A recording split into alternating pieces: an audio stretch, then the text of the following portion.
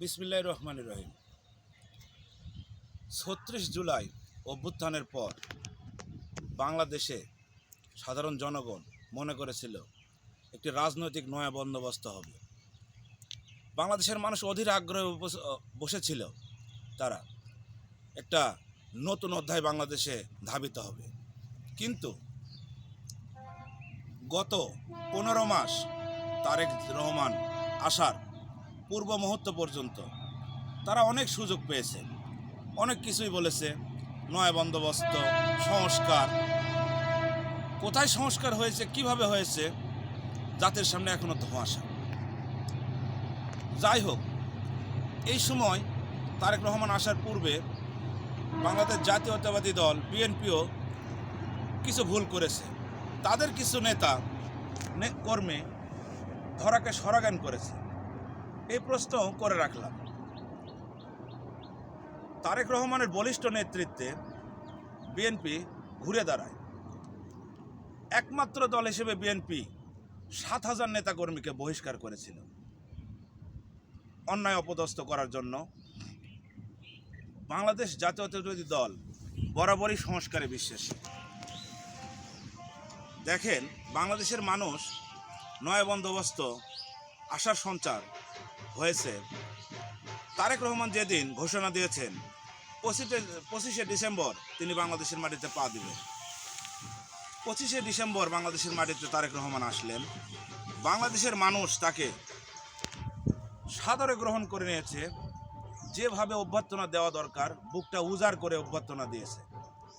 তারেক রহমানই নতুন বাংলাদেশের কাণ্ডারি।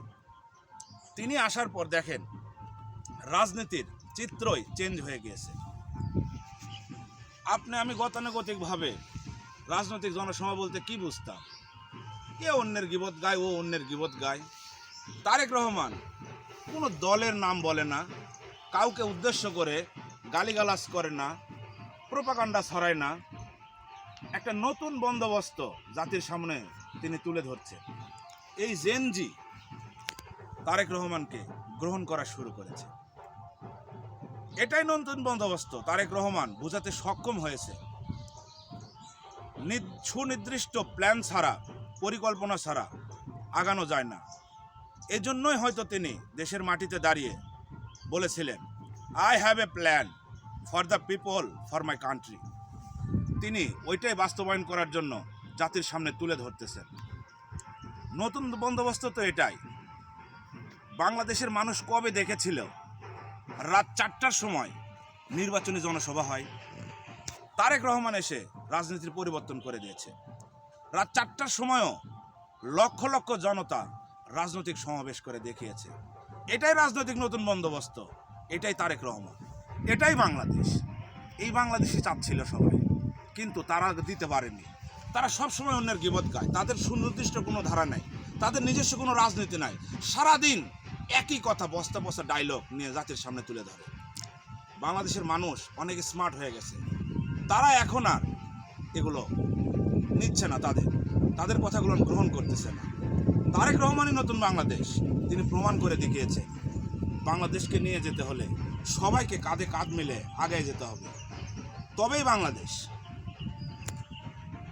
আমি জেনজি সহ আগামীর নতুন প্রজন্মকে বলতে চাই, তারেক রহমান আপনাদের স্বপ্ন দেখাচ্ছেন।